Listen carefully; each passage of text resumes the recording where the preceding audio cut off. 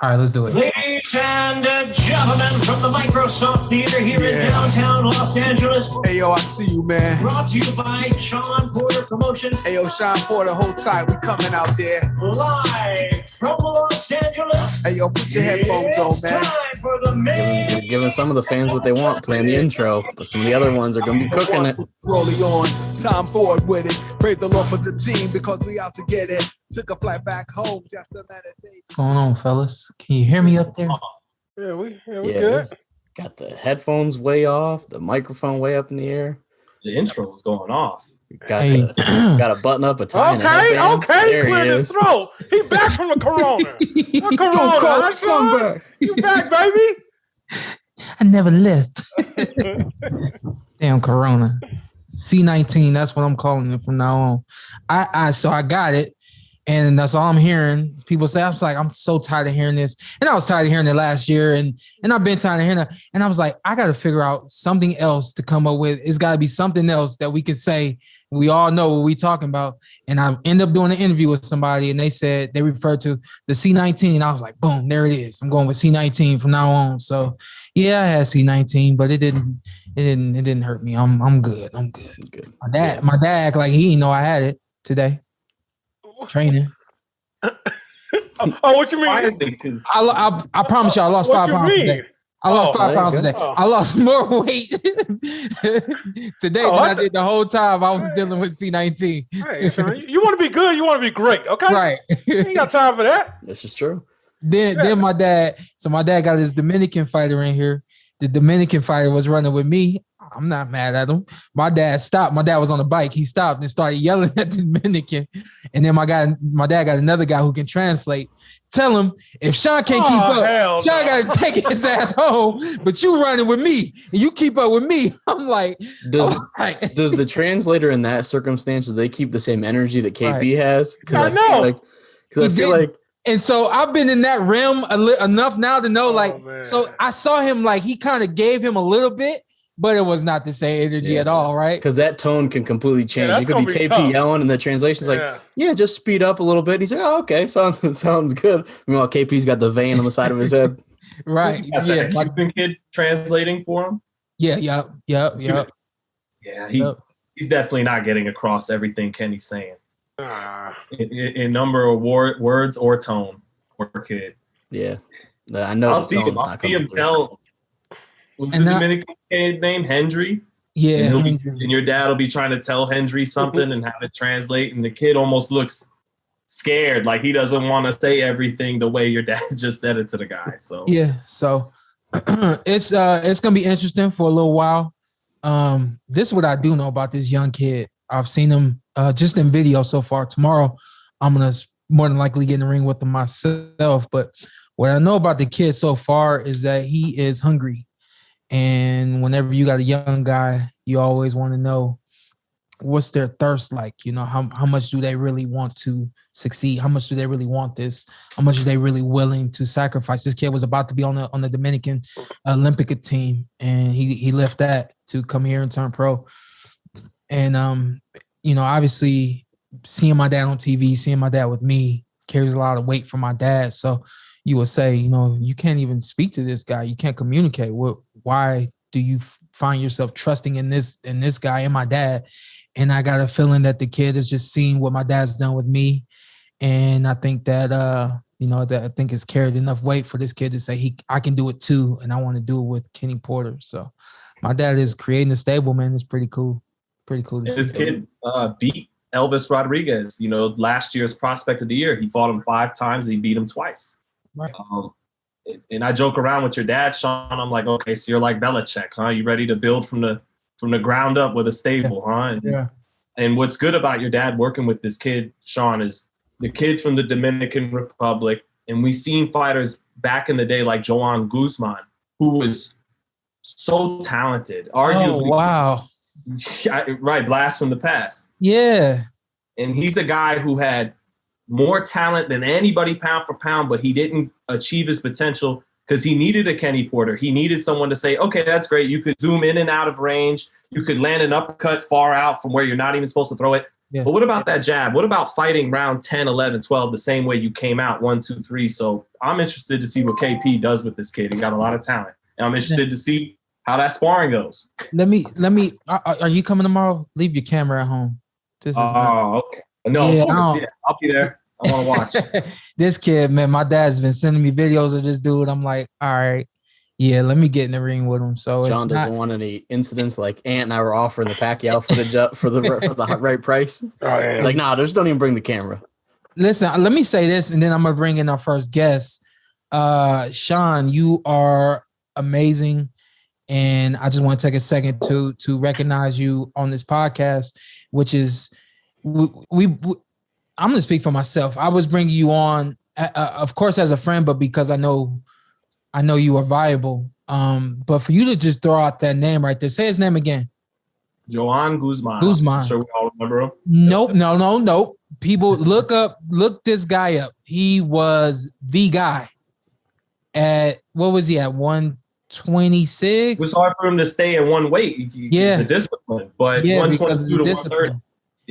Yeah, and good Lord, when was he a champion? Oh my Lord, 2010.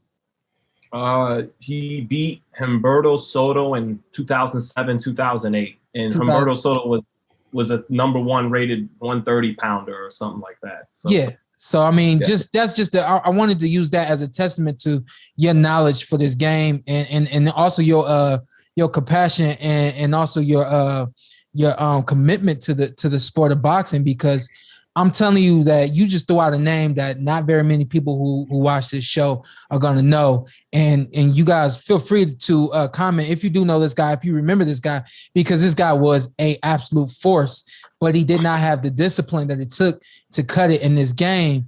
But to me, like, I'm supposed to know certain people. I'll tell you how I found out who he was. I ended up going to Gleason's and I walked past him quite a few times over the course of the week.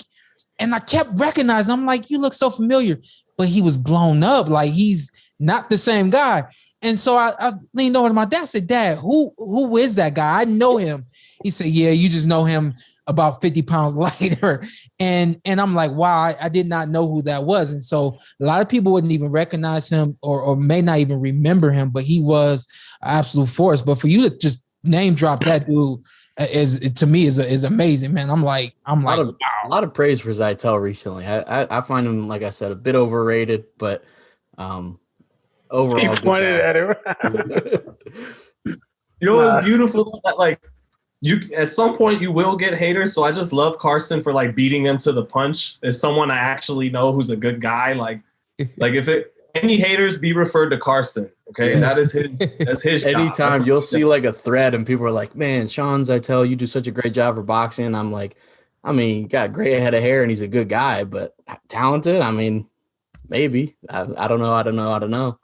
But so our first guest, he got impatient and okay. I'm reaching back out to tell him to call back in. I respect that. I respect our first guest even more after hearing that. Jamel, like, man, I ain't playing that. I know he's on the East Coast. It's 9:30 his time, but man, listen, I thought he did something special the other night. And we'll get into it, and I'm sure we'll get into it with him, but I like to hear from y'all. Also, hey, shout out to CLW. I see you, Carson, rocking the hat. Coach Larry Wade's merchandise. Best in the game. I don't know the website, but go check it out. I can't afford one of those. Hey, give me one of those, Shawn. What you mean? What the hell that was? Yeah, what you mean? That was the Donald Duck. Yeah, I don't know. I try to support that sounds like Ronald Duck or something. Huh? I bought an ultimate sack. Put it downstairs. I can't use it no more because it's a bachelor thing, supposedly. We do have to, before I comment on Jamel Herring's impressive win, we have to comment on Shawn with the ultimate Shawn Porter outfit of a button-up, a tie with a thick knot, and a headband. People don't understand how deep in the headband game Shawn was for a decade at least. Yeah, it was easy a decade, and I was trying to make it my look. Yeah. And then just over the course of time, I outgrew it. To say the least, I outgrew it. No, I literally, Carson knows, like every single day at school, I was wearing a headband. Yeah. And you know, when I found out I could wear a headband, the school was a wrap. Because like now I'm like, okay, I can wear that at school, now I can wear it anywhere. And I mean, I was showing up to fights with headbands on. I still wear them in the ring. It was night Shawn, of because Shawn that and takes me to that. every 2000s rapper. It was like Chingy, Murphy Lee, Nelly, and Shawn Porter. And then and then every person I know used to wear headbands to give you buckets. I mean, if you seen dude walking down the street with a headband on, he can give you buckets. No, that does not. That does that's not Shawn? Shawn Porter. Oh, okay. To Jamel Herring, I thought that was probably the best I've seen Jamel Herring look in a while. Not that he's looked bad, but I thought he looked really good. There was a little bit of not a lull, but a little bit of a maybe downturn after the cut. I thought Frampton kind of started to put the pedal to the metal a little bit, and I thought there was a little bit of momentum, and then Jamel quickly snuffed that out, and then man, he snuffed it out with an uppercut. I was like, whoa. Yeah, really good performance overall. And I don't think I was like, that's what I did. I said I didn't think it was gonna go that way. So I was looking up and looking down. And as I looked down, I saw the punch, and then I saw Frampton just fall back. I said, "Whoa! Like what happened?" You know? Rewind that. Whoa! Yeah, Jamel fought the perfect fight. Like he fought like his version of Hopkins Trinidad. You know, he just fought the perfect fight. And I think part of why Frampton got clipped with that uppercut was. I talked with Frampton before the fight about being Canelo Frampton. You know how Canelo does all those great things to be shorter than a guy and still find a way to do what he's got to do. But, you know, Frampton is an athletic little guy. I thought even though he got knocked out in this fight, even more impressive for Herring, he didn't look bad. He looked small. He was in a weight class, you know, fighting a much bigger guy, but his legs and his power still looked good. He had a little moment in the fourth round. And like you guys said, like Jamel Herring wouldn't let the play get taken away from him. Yeah. Miguel Cotto, when the first time he fought Antonio Margarito, he didn't know when to plant his feet and keep him from coming forward and stave off that momentum. And Jamel did that beautifully. But yeah, Carl wasn't able to be, you know, Canelo Frampton. You know, he moved his head well sometimes, but he didn't have a jab coming in. And Jamel just, he boxed like he did when he won his title against Ito, but twice as good. I mean, Jamel looked so good that hands down, I thought Valdez or Stevenson would beat him. And now I still think both those guys are favorites, but it's a lot closer now than I originally thought. So it was a 10 out of 10 for Jamel. Yeah, I would agree. And I don't think I haven't seen much of it, but I don't think it was while Frampton didn't really look good, so Herring looked good by comparison. I think Frampton was in there. He was trying to win the fight. He was trying to do what he could, and Jamel just looked that good that he made Frampton look bad by comparison, but not because of Frampton. Now, so we'll bring him in. Let's bring him in. My man been waiting. I feel bad. Let me find his clapper. There it is. I found the clapper. Fellas. How you doing? Man? How you doing? What's going on, y'all? Congratulations, sir. Appreciate you, Sean. Thank you, man. Hey, man, listen, very, very proud of you, man. Thank you, bro. You guys had quite a blueprint that y'all came to the ring with. Let's start there, man. The training camp and into the fight. I mean, like it seemed to me like you were beyond ready. Is that how you felt as you entered the ring? Yeah, like Sean, you know, it all comes together in camp, you know. Like I just felt like I had a great camp, and I knew what I had to do. You know, when it came down to the fight, like everything, like I was telling myself, before that ring walk, you know, I would just, you know, that split moment to myself. I was saying like, okay, this is what we work for. We know why we're here. We didn't come here just to, you know, lay down and roll over, especially way out here.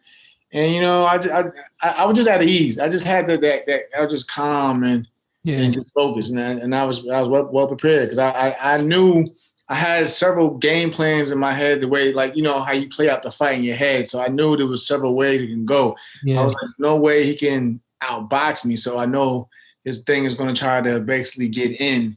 But if he gets in, we have a formula for that as well. Was this your first camp with Bo Mac? No. This is actually like I think like the 5th or 6th. Oh, okay. Okay. Like since I've been with Tyrek, I've been with Oh, okay. Right. So yeah, man, you seem to have like really settled in over there.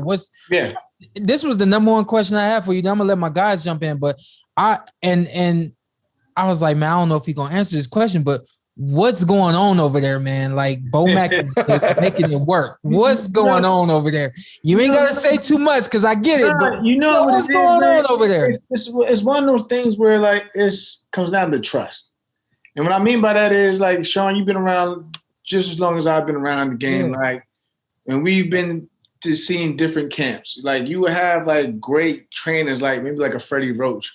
But if the chemistry and trust isn't there, you can't. You really that much you can do as a trainer or as a fighter. You know, you have to. Everybody has to be on the same level, and it just fit well with me because, as you know, I started out with Mike Stafford. Love Mike Stafford.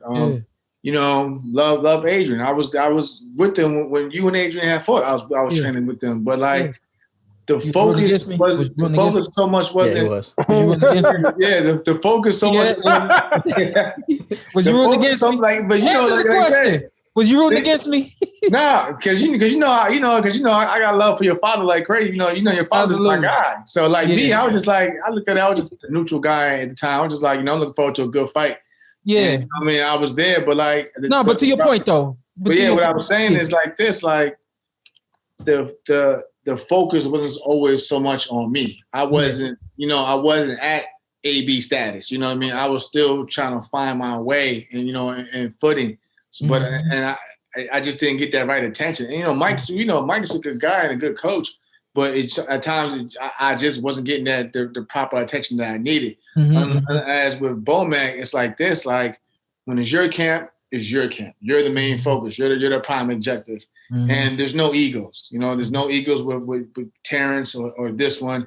Everyone gets their proper share, and for me, it just goes a lot easier and it flows. I'm gonna pass the mic, but I want to say, man, I'm proud of you.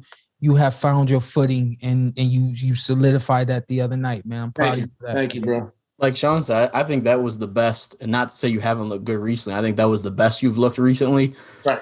Do you think coming off that last fight where there's a lot of outside noise with the circumstances that you felt maybe a little more juice to get a stoppage highlight win? Oh yeah. I wasn't so much looking for the stoppage, but just coming off a great performance overall, period. Like, I knew what Frampton brought to the table. Like for me, I always had a great deal of respect for him. I've been a fan. I've expressed that throughout the whole buildup. Like it was no trash talk for me. I just wanted that opportunity to show that what was seen in September, that wasn't who I am. You know what I mean? And I just needed that proper dance partner, not just anybody, but the right dance partner with the right name and the right, and who brought the right amount of attention to bring the best out of me. Yeah, and you heard all the comments before the fight. He kept talking about retirement. Usually you guys talk about, I'm going to win, I'm going to knock this guy out. But did you feel like I'm going to sign these retirement papers for you? Yeah, I mean, and that's the thing. Like, as a fighter, and like I said, again, I know Shawn can bounce off of that. It's like once you start speaking into things of that nature, it's basically like you already got one foot out the door. And even at the press conference, he tried to basically revert that to me, like this is one of a fight. If the loser loses, And I was like, hold up, like wait a second. I'm not even thinking losing never came to my mind. And like even if I did lose, retirement wasn't the next thing in my mind as well. I was just thinking like the whole time, like I'm going to win this fight. And even if somehow I don't win this fight, retirement still never came to mind. But like when I started like seeing things and hearing things from his camp, I started to think like, if his head is in it, because like, the saying goes, boxing is 80% mental, 20% physical. Like you'll always come across a fighter that has all the talent in the world, but if he doesn't have the right mindset, there's not so far he can get. Well, Larry Merchant used to always say that about one foot out the door if you're already talking retirement. Right. But I think you correct me if I'm wrong, Jamel. Like after the Okendo fight, did you mention retirement yourself? And then I'm glad you asked that. And I basically mentioned that because I didn't know what the COVID, how, the lasting effects would do to my body. Like, in that fight, I just wasn't reacting well to anything. Like, I didn't have that same endurance that you guys usually see me with. Like, I didn't have that gas tank I'm used to having.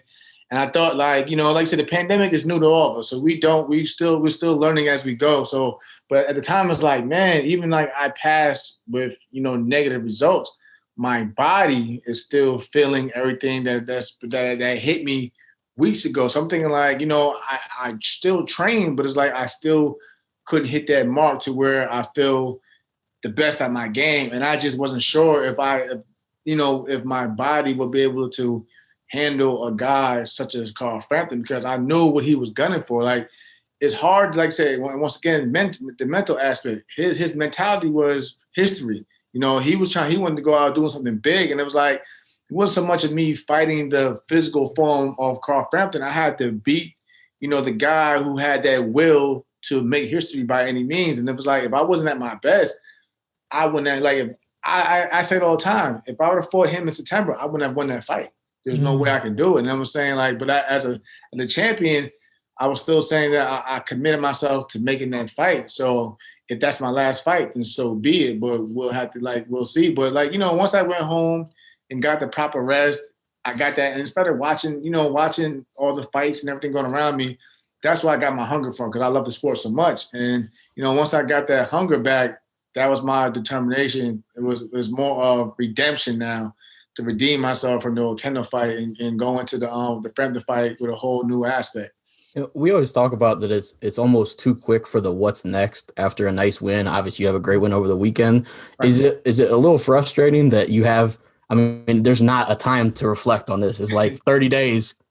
Good luck. So, is that a little frustrating for you? No, because like I said, me and Sean know it comes with the game. Like you already have a sense of what's going to happen next before you even get your hand raised. Like, everything, especially with the politics of boxing, everything, you hear everything that's going on. So you already have a sense what's to come next. So, but for me, I'm still just enjoying my moment.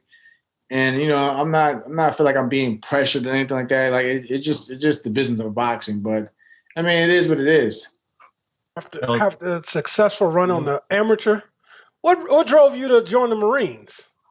I just I came from a place where there wasn't much going on, but trouble. And at the time, I was like, I'm not a street guy. It's not me. It's not. First of all, I've never been a street guy. I always had to stay busy to keep myself away from dealing with the streets. And at the time, it was like I was a good student in high school, but at the same time, I wasn't the one to say, well, I want to go to college. So that was my way out, though. That was my way out of getting away from everything that was going on in my environment. So that's why I joined the Marine Corps. And how competitive was this Marine boxing? It was competitive. It was competitive because, at the time, like I said, I was around when Sean was still in the amateurs, and then you still had to balance out your Marine Corps, career, but if you wanted to box, getting on a team wasn't too rough, but it was but that national level is when you had to really focus, and that's when that's when I really was really studying the amateur system more and more. It was rough. I missed the because of deployments and everything. I missed going to the 07, 08 trials and things of that nature. But I watched guys like Sean, Danny Jacobs, all those guys, the Keith Thurmans, all those guys you see today now who became champions. And, and it was if you wanted to make your mark, you had to do it on that national level, on that national scene. Even if you didn't even make the Olympics, you still wanted to make your name and make your mark, because I always tell, I always tell kids today, kids today, because boxing now is everywhere. It's on streaming services and every different network you name now. So these kids, they see all the limelight. But I always tell these kids, no, you need to the amateur system to me is your body. It's like your job resume. Build your resume up. Yeah. On the national and international scene if you're lucky, and before you decide to make that pro scene. So that's why I always, give give my respect and thanks to the amateur program. Because like I said, a lot of those guys who I see now, like Sean and the rest of them, we all became world champions. But but it's all credit to what we learned and that experience from the amateur background. Hey, listen, I got a funny story, man. When I was 8, 9 years old, we were going to national tournament, the state fair. Back when I was little, the state fair was one of the bigger. Yeah, the state fair was one of the biggest national tournaments back then. Yeah, when I was little, when I was 8, 9 years old, it was bigger than the U.S. championships. Yeah. That's how big the fair was. And when I went to the fair, I saw the Marines. I had no clue, nothing about the Marines at all. All I saw was red and yellow, and I seen about 20 guys. I'm smaller, so it seemed like a whole bunch of guys knocking heads. I remember when I was 8, 9 years old, I was like, oh yeah, I'm gonna be a Marine. I'm gonna fight for them. I didn't know what it was. Right. I got a little bit older, right? And obviously I find out what it is and all that. I'm like, I could still do that. I go to a national tournament, right? And I draw a Marine. And I'm 17. The Marine is in his 20s, right. And I wipe him out. Right after I wiped him out, I was like, no, I'm cool on the Marine. I was hoping it was going to end with him beating the dog shit out of you. Absolutely not. Like I said, yeah, man. Like it was not, but it was like that, man. Like it was rough because a lot of the times, like we didn't have that. Yeah, y'all didn't have what we had. Like I saw y'all when I was 8, 9 years old. Right. A lot of the Marine guys, y'all don't start boxing until y'all get into the pro. A lot of the guys. Some of them they wasn't boxing until they got in the service because it was a way of them, just getting away from things. So a lot of that was the case.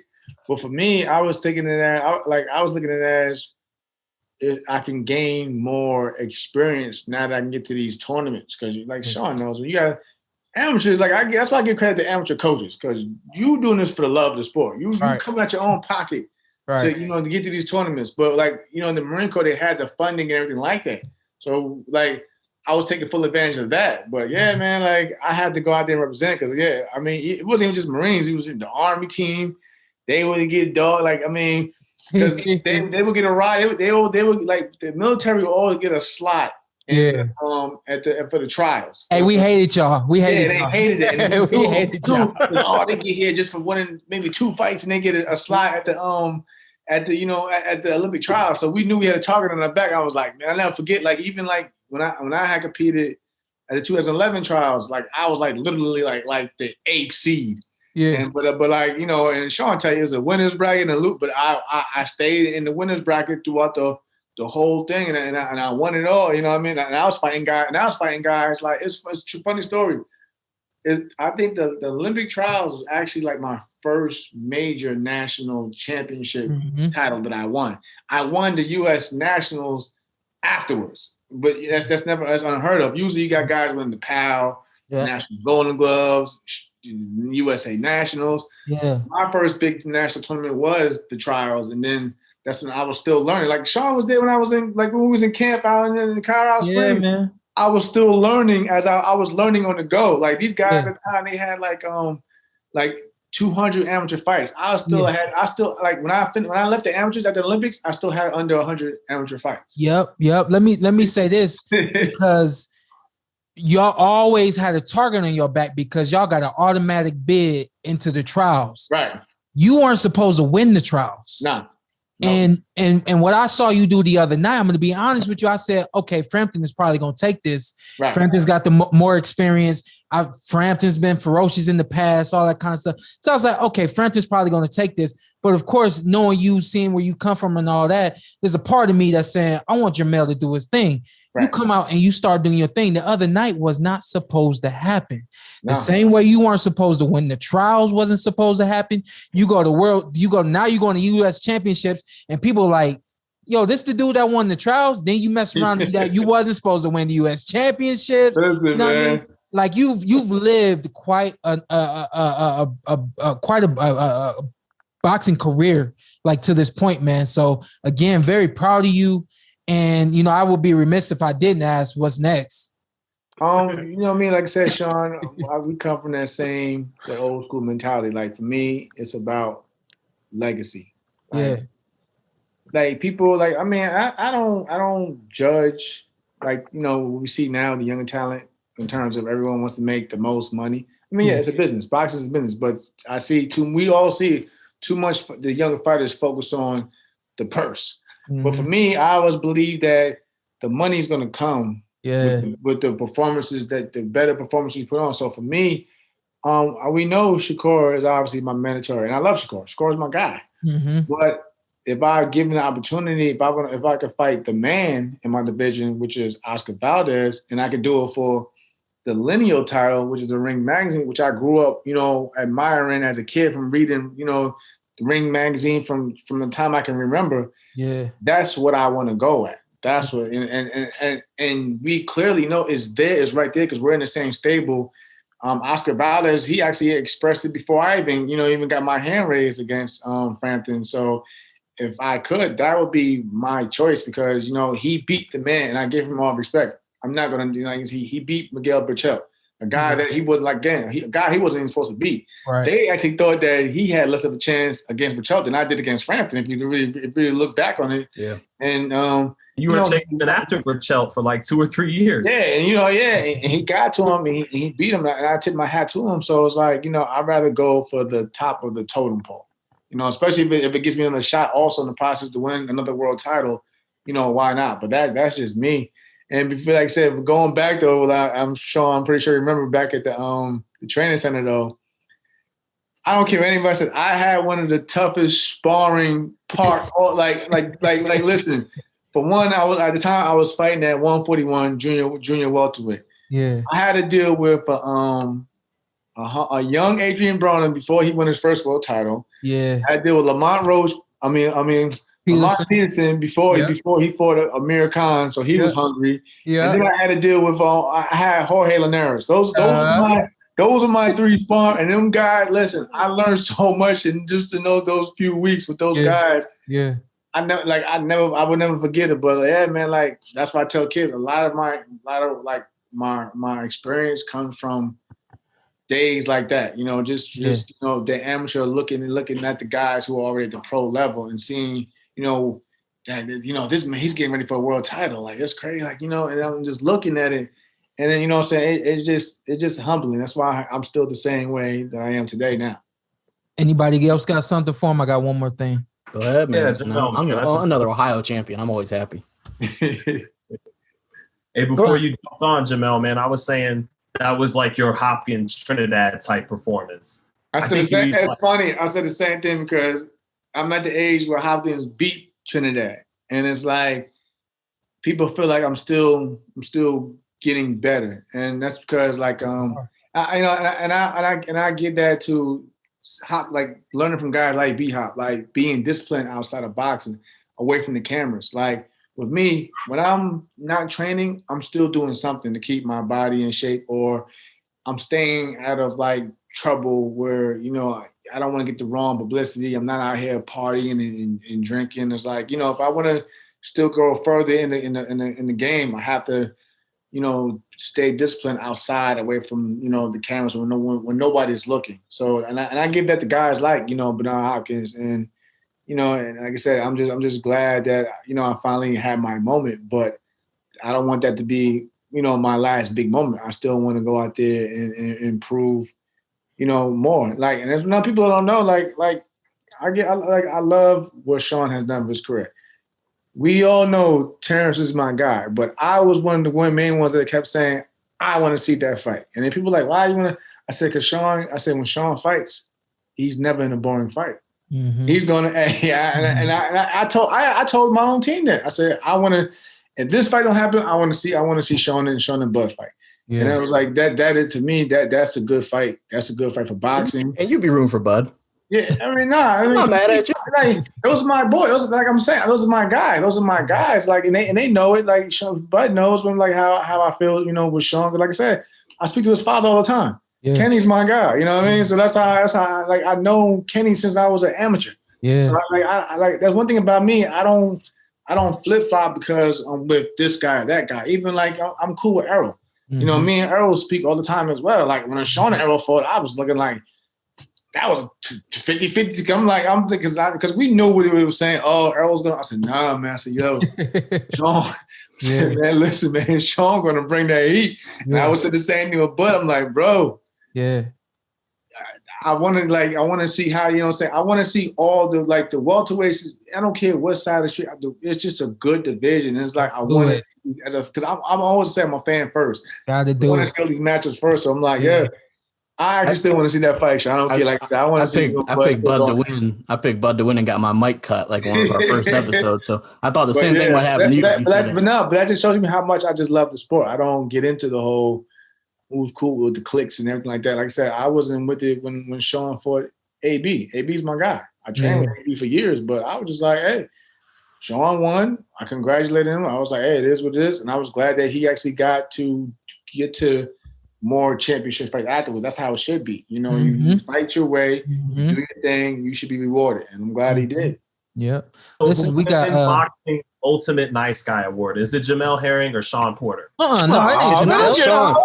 Don't get Shawn that. It's Leo, Jamel Herring, Shane Jr. I'm cool. 10 other people, Abner Mares. I'm cool. Shawn's top 50. I ain't tripping. I don't even want the award, to be honest with you. You know what it is? It's not even just about that. It's about if you're just real. I don't believe in having to play in a character in order to draw attention. I think people just like genuine good people. Period. We see too many acts in boxing. People can when fans they have so much a hold to who you are with social media. They can see right through it. So it's like, they can see he was just acting like this on here, but now they see right through it. But if you're just the same, if you just go who you are, it draws more. You draw more bees with honey, as they say. Listen, Jamel, put some love your way, Jamel. I had to. Again, congratulations. We just got on Lou Dibella. He's right up there in the corner. Go ahead. Tell him I said hello, though, man. No. Hey, you can tell me, Sarah. What's going on, Lou, man? Hey, congratulations, bro. That was a brilliant performance, man. Thank you, Lou. I remember a couple of years back when the haters and the people that didn't know better wrote you off. You didn't write yourself off. Look at where you are, man. I'm really proud of you. Thank you, Lou. Thank you. I mean, nobody's risen those rankings quicker than you have as a champion, and what you've done, man, has been amazing. Like I said, I'm just glad I can say I earned it. I never want anything to be given to me, Lou. You know me. I'd rather say, my thing has always been this: I'd rather be called underrated than overrated any day. But you deserve a big hoorah, man. Hoorah! Thank you, Lou. Hoorah! Hey, listen, before you go, because you mentioned the word legacy, and I've been kind of on this a little bit of a search to see what a guy considers his legacy to be. We all are kind of speaking that word now. A lot of us are saying legacy, and I want to hear your definition of what your legacy, what you want your legacy to be. For me, I just want people to remember me as who I was outside the ring. Like I wanted to be, I want to be that fighter, that inspired others, especially being the underdog. I still went out there and achieved what I wanted to because I didn't allow others to keep me down. Like Lou said, there were people after the Dennis Shavakov fight, I took a beating. There's no doubt about it. I took a beating, but I could have easily just faded off in the wind and let that fight define my whole entire career. Or it gave me opportunity to bounce back and, show not only who I am as a fighter, but my character and how I, carry myself. I didn't make any excuses. And here I am today. And so I want people to remember my legacy as, just the man that I was and the people that I've reached and touched over the years. Amen. We appreciate you coming on today, man. We will have you back real soon, man. Oh, yeah. Go anytime, Sean, man. Y'all take care. Love you, go, man. Y'all be good. Take care, man. Lou, what's up, baby? How you doing, Sean? What's up, man? I want to see you back in the ring, man. I know you do. Now, all I see lately is Sean the commentator, Sean the TV announcer, right? But you're good at it, bro. You're good at it. You're gonna have a future way beyond when you're fighting. So I love it. And keep it up, Lou, I mean, we've sat next to each other at fights before, and I remember I was sitting next to you at a fight one time. Myself and my dad, we were talking, and you turned around, and looked at me and my dad, and you said, "You guys are great. What you guys are saying right now should be on TV, but I'm glad you're right here behind me so that I can hear it." So I mean, I think if anything, you can really attest to how long I've kind of been training and practicing to do what I'm doing now. Well, look, you and Kenny have been talking boxing on the highest level since you're a kid. You know what I mean? And your dad's a great boxing man. You're a good boxing man. But that's the whole key of being a really good commentator or being good at what you're doing, what you guys are doing right now with the podcast, but really also being a really good commentator. It's about the ability to talk to the people watching the same way you'd be sitting talking to your old man about a fight.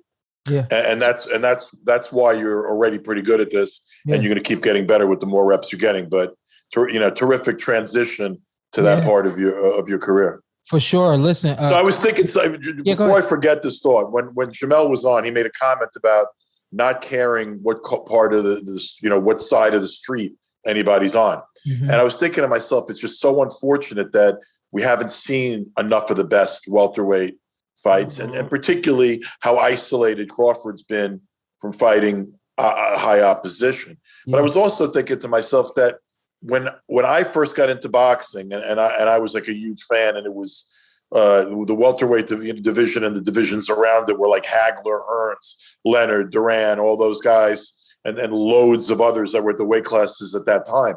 You never heard the fighters talking about the side of the street, who was promoting who was managing who. You heard them demanding the fights against each other. Yeah. And I guess what bothers me a little bit now is there's too many guys.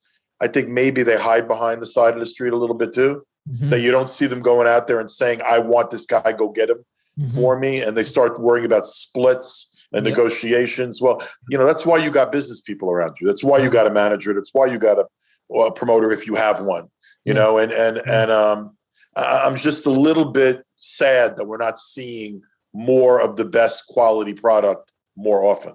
Yeah. Mr. I call you Mr. Boxing of New York. Ain't a glove can go in and out of the state without you knowing about it.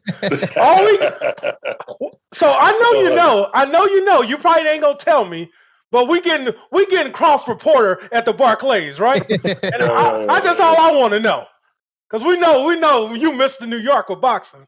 Hey man, 30 years of hanging out here in New York City in boxing. So, but look, at our best, there is no sport that touches boxing. A great fight, a heavyweight championship that's evenly matched, because it's mano a mano or woman against woman. It's not always the best athlete that wins. Yeah. There's all sorts of intangibles. Who's got the bigger heart, who's got more skill, who's faster, who punches harder, who takes punches better. There's a beauty and a poetry to our sport that's not there anyplace else when we're at our best. But I'm a little bit disappointed with how infrequently our best happens these days. Lou, a lot of people feel like that's what's opened the door for these Jake Paul type of fights is, boxing not making its best fights possible. Well, yeah, I think that's partially true, because when you don't make the best parts possible, also you don't make the stars that transcend boxing. In the days of you got to remember, man, Leonard, Hearns, Hagler, and Duran, not only were they 4 boxing stars, they were 4 sports stars. They were pop culture stars. They were in commercials all over the world. They were celebrities like Ali was, like Tyson was. And right now, partially because our product's not consistently where it could be, guys aren't becoming what they could be. And there's a lot of fighters that are, I'm not going to name names, but a lot of world champions making a lot of money that could still walk down, the streets of Times Square when it's normal times, and no one would know who the fuck they are. And that's a little different from when I was a kid. When I became, look, I'm old, man, but I turned 60 during this shit. I never even knew what 60 looked like, man. And now I'm sitting here and I'm 60 and I can't believe it. Lou, somebody told me an amazing story that Ali fought one night, and after he won, he knocked out the guy. He said basically the world always stood still when Ali was in the ring, but the world stood still when a lot of big fighters were in the ring. He said that after Ali got that knockout, I think it was George Foreman. After Ali knocked out Foreman, people got in their cars and drove around the city beeping horns. About Ali. No, I'll give you boxing. I worked at HBO before I became a promoter for about over a decade. That's to some extent that's where I made my bones. I didn't know if we were gonna get into that or not, but yeah, I know that. I don't know how many people do, but well, I was pretty good at that stuff when I was in TV, and I remember I had just started 1989. It was like I had just started at HBO, and I could have gone to the Tyson Douglas fight, but they said to me, "Don't bother. It's a long way to go for a short fight." Little did they know.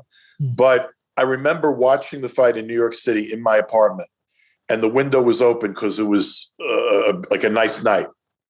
And when the fight got stopped, you heard through the window screams of people from their like apartments and houses screaming when Mike Tyson had lost, that it was like such a shock. Yeah. And you know, while all the boxing or dead people are wrong, it's never going to die.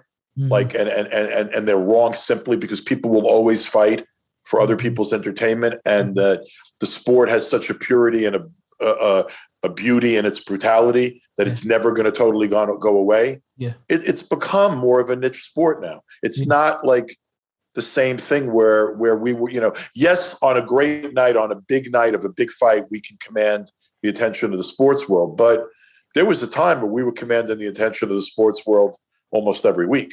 Yeah. You know, and that's where I'd like to get us back to. Yeah. I'm doing my part. I told Sean, I've always respected you and been a fan just because like you are on here. You shoot it straight. I've never heard you say something where I was like, I'm getting some bullshit vibes from what Lou's saying, because it seems like it always comes from the heart. Another thing that I've grown to respect you even more for is just being an advocate for women's boxing. Where does that come from specifically? Obviously, you have Amanda Serrano, who is, we talked about it, unbelievable in the ring. Where's that? She's an incredible talent. Yeah. You know, it's interesting that it came from a weird place because I wasn't always pro women's boxing. Back in the like the 90s and the early 2000s, the talent pool was so thin. Like there were women that were great even then: Ann Wolfe, Layla Ali, Christy Martin. Lucia Ryko was the greatest female fighter I'd ever seen, like, you know, back when. And there was tremendous talent, but there was nobody for them to fight. And even now, frankly, you know, at the higher weight classes, like for Claressa, there's almost no one to fight. Like there's no talent pool. But right now at the lower weight classes, you're seeing women's boxing healthier than it's ever been. And there are more little girls in the gyms. There are more young women in the gyms. Female amateur boxing has a lot of tremendous talent in it. Like the women and how hard they work and how willing they are to sacrifice for so much less money than the men, with barely in the United States any opportunity. You know, not a lot. You know, I think that series you've been working on, Sean, Ring City, has done a lot for women in the last year. They've created more opportunities for women. But like there hasn't been a PBC fight involving women since I stopped doing promotion with PBC. Or more accurate, like, you know, Al and I are still cool. We just stopped working together. But back then there was a little bit. You don't see any PBC fights right now involving women. You don't see any Showtime fights right now involving women. ESPN has one female fighter, Michaela, and that's it. Like they're not really in women's boxing. They're in Michaela boxing. So the opportunities are few and far between. So now it's almost become a cause, because God knows I'm not making money in women's boxing, you know, but I you know what, like I've had a nice run and maybe before I'm done, they'll remember a little bit that I was part of helping women's boxing get to a fairer place. Women's boxing is never going to be where men's boxing is, but it certainly should be in a place where there is more regular opportunity for these ladies. And you know, I have 3 female world champions in the 140-pound weight class. And it's impossible for those women in the United States to get a television slot that will pay them $50,000 to defend the world title. Right. You know, and part of the reason why I'm cool with Kaylee Reese and Christina Lenardatu and Mary McGee is because they know how hard I'm working to try to make it happen for them. But I can't make a network pay. I can't make a streaming service pay. I can't make them give slots to women more often. I can hustle and have conversations like this and point out how I think things are unfair, but it's not so easy to change those things. But you know what, man? The women that are fighting right now, they're doing it out of love. Yeah. Like they love the game, man. That's they a love, fact. they love fighting. And women give birth. They have a tremendous tolerance for pain. You don't see women quit in that ring. Never. They throw down. I watched, that fight on Ring City, that Bermudez 8 shots, she kept coming. She kept throwing. There was a reason that girl was on a female pound for pound list. Yeah.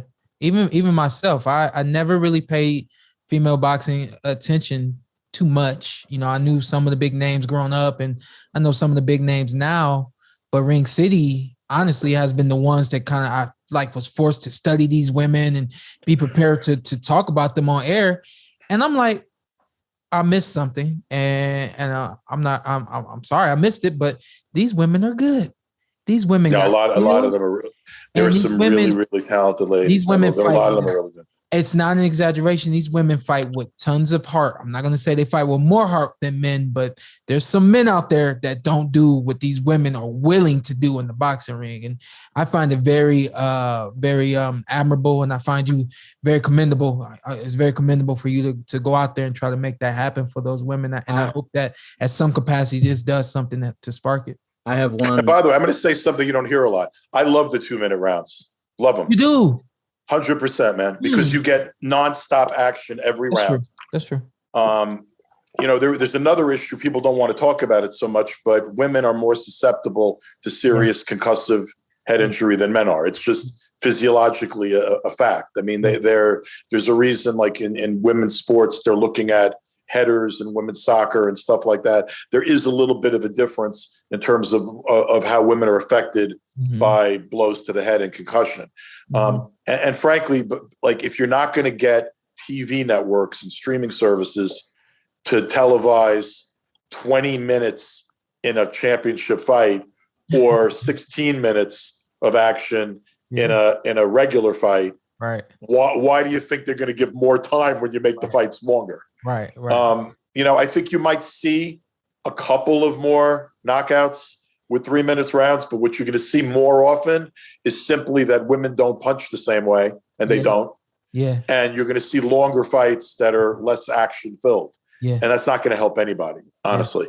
But if we want to start thinking about changes to women's boxing, maybe we take down the size of the gloves.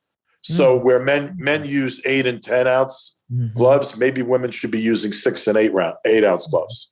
I tend to think that would result actually in more knockouts and maybe a little bit more action that's a little hotter. I have one out of left field, pun intended. You're obviously a baseball owner, multiple teams. Dang it. If you could get one baseball player in baseball history in the ring for a sparring match so you could put hands on him, who you picking? If I could put hands on him? you get 3 minutes, a sparring round. You get to Alex Rodriguez. Oh, there you go. That's a good one. I think that might be one of the most popular answers, I would guess. Alex, I'm a Mets fan too, so it's especially Alex Rodriguez. Yeah. You got something, Sean? One series in 09, Lou. We got to cut him some slack. Who's that? I said A-Rod got us one World Series in 09, Lou. We got to cut him a little slack. All right, you got a point. You got a point there. You got a point there. Hey, Lou. As Sean's friend, my thing with Sean, I'm a realist with him. I'm the friend. I do okay income, and I'm cheap. So my thing is always trying to tell Sean we got to have money out after boxing. Man, excuse me, my dog is punching me in the face. Yeah, what's up with that? The dog did not appreciate the A-Rod shot. Yeah. No, I'll tell you what it is. She's a puppy, and she's like, I was hanging around a lot during this pandemic, so the dog got a lot of attention. So when I'm sitting here on the phone talking to you guys, she gets jealous, so she jumps up and starts punching me in the face. Unreal. So I was just wondering, you're a realist. You give it, you tell it like it is. Have you ever advised guys with their money situation? Obviously, you're only gonna make this money for so long, and you still have another 30 to 40 years after. You ever advise guys, give good advice? You seem like you do pretty well with your money, owning the biscuits and stuff. It's the Montgomery biscuits. That's his baseball team. And the Richmond Flying Squirrels. Oh, okay. Yeah, you know who I play for on MLB show, but it's generally more of a management role to be talking to fighters about technically a promoter doesn't have even legally a fiduciary duty, like a duty to the fighter that a manager has. But I've released a lot of fighters that have gone on and continued because I felt that they weren't going to win a title again or be able to see big money again, and I didn't want them to take more abuse physically. I try to set some kind of rules for myself. I've always advised fighters when they make a lot of money to try to get an annuity or go talk to a financial advisor. Even during the pandemic, fighters didn't realize that they theoretically could have gotten unemployment and seen benefits. It's very important for a fighter to have either a good manager or a good lawyer. I don't necessarily think you need both, but one or the other, I think, is an important thing. Because also the business has also changed right now. There are 3 major outlets in North America, and only 4 promotional companies have output deals.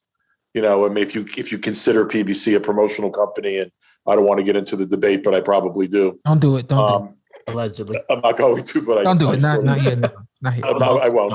I enjoyed I got to promote some of the best fighters in the world during the years I worked with PBC. I got to promote Shawn Porter. I got to promote all those great welterweights. I have, I'm grateful for the time I worked, with those guys. And you do business together as long as sometimes with people. And then that stage of things ends. You haven't seen me go out there and say a bad word about Heyman.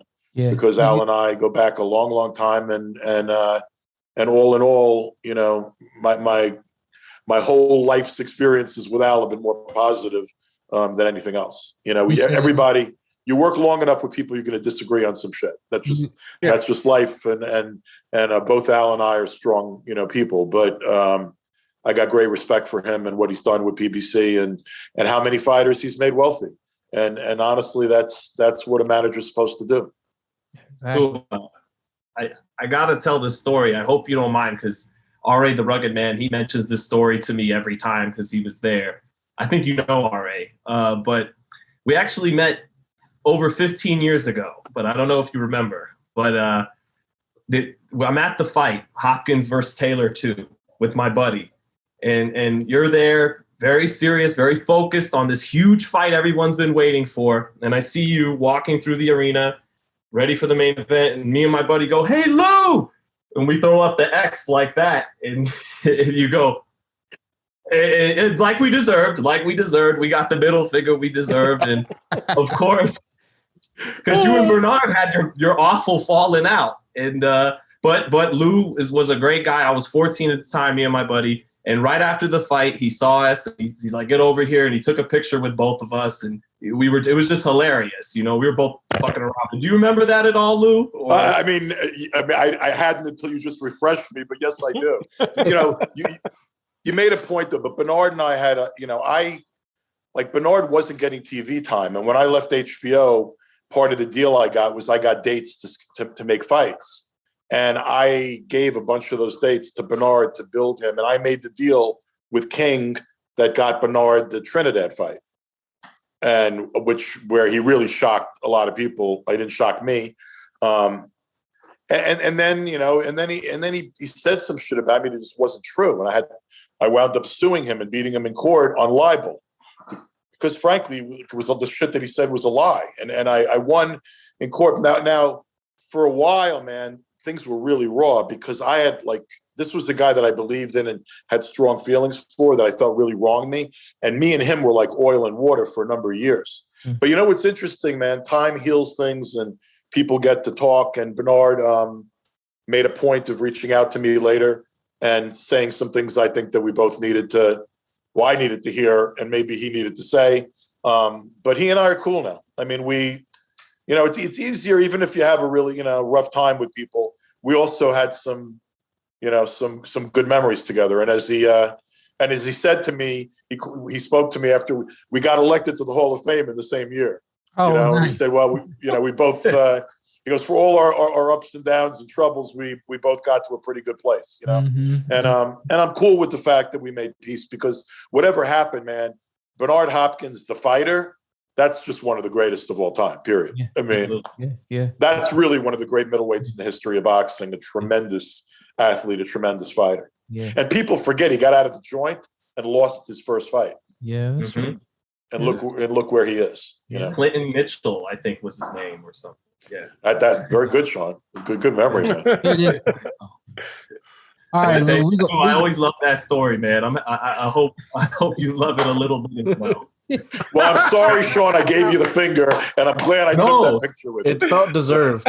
I knew from that moment I had a future in this business, Lou. Thank you. Lou, you have a good night, man. Thank you for staying up with us. And great to see being you, with man. you guys, and all the best. I look forward to doing this again sometime. Yeah, man. We'll have you back on, Lou. Take care. Hey, he's a realist. He's a realist. Speaking of the X, man, I'm sending good thoughts out to the DMX. Yeah. Reminded me. Where's the DMX? Dark Man X, man. That's a legend. What's his status like now? I don't think there's been any too official of an update, but still seems kind of touch and go. But I think they said he's in a vegetative state.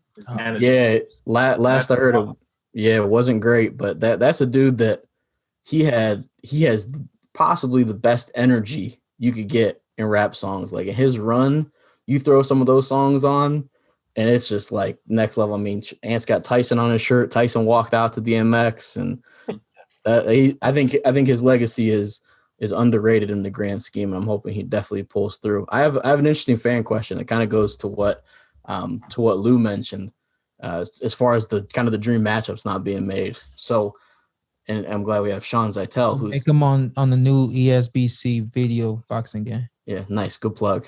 Who continues to add great fighters, by the way. For real. Yeah, but my guy Roberto Garcia from down in Texas said so his dream fight is Spence versus Bud. And then the other ones listed are Canelo and Charlo, Canelo and Plant, and Lopez and Tank, and then also Porter and Bud. Outside of any involving you, Sean, right.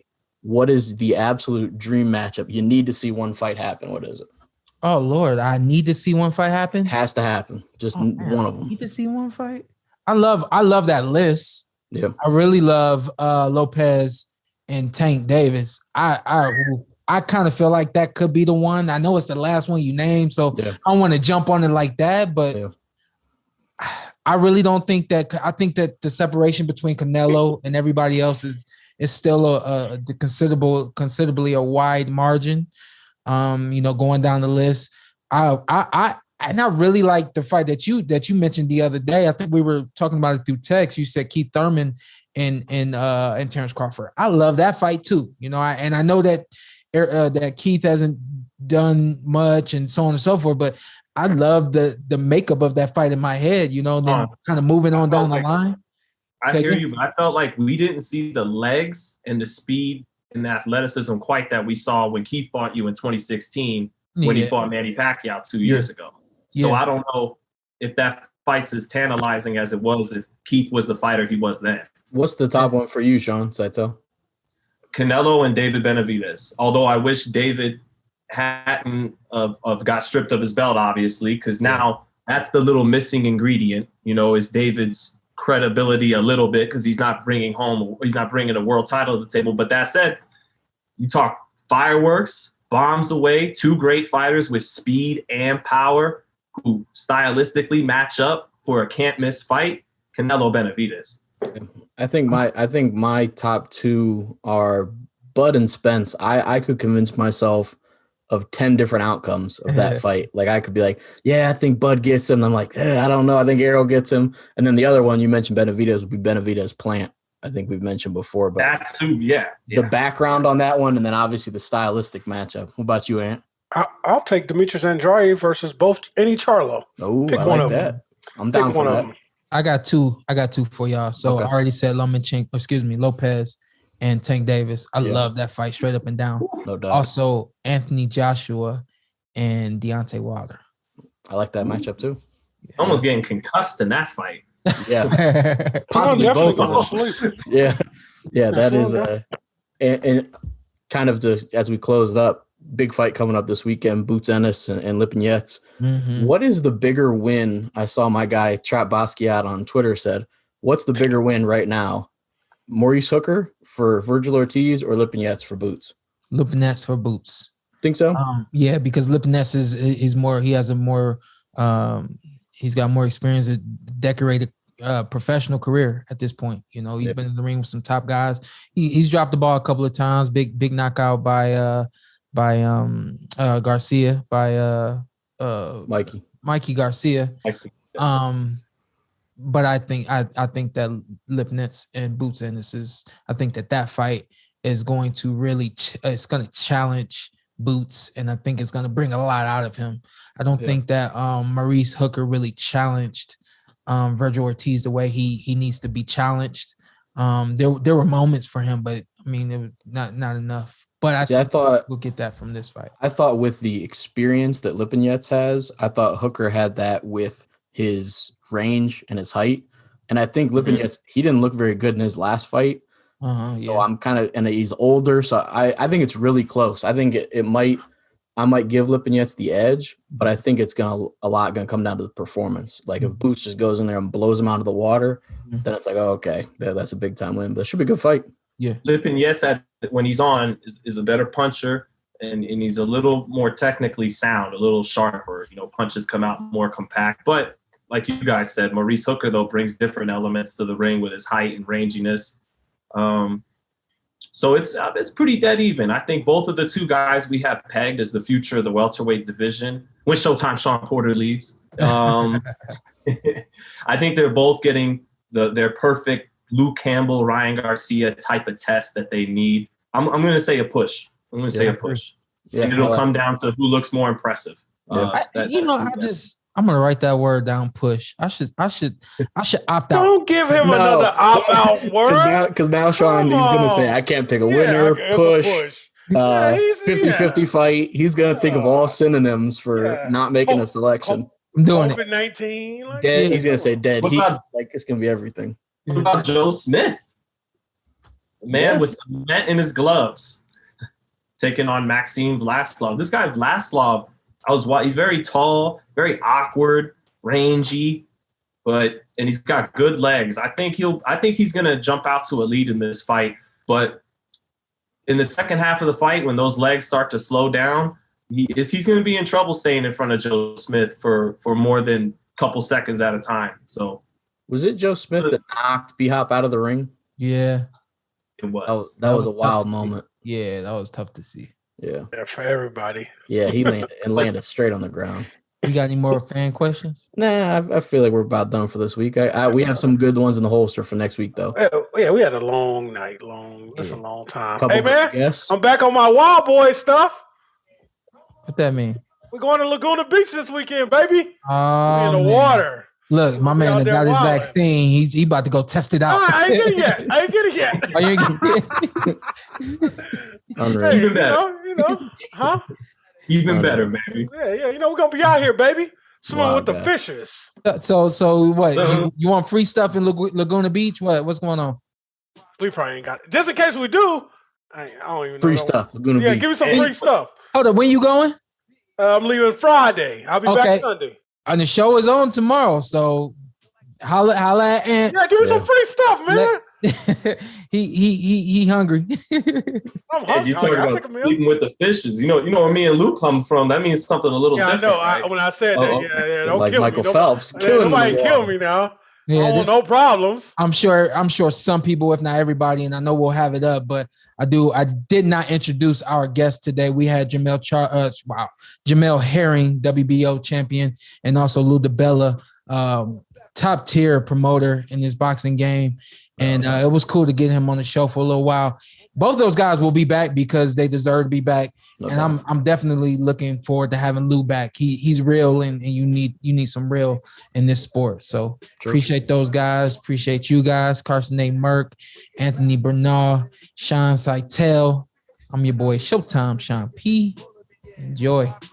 RP Prince. Don't tell me you didn't enjoy what you saw, because I know you did. What you need to do now, hit that subscribe button, hit the like, hit that notification button. Check us out every week, every Tuesday, something new for you right here on the Porter Way Podcast.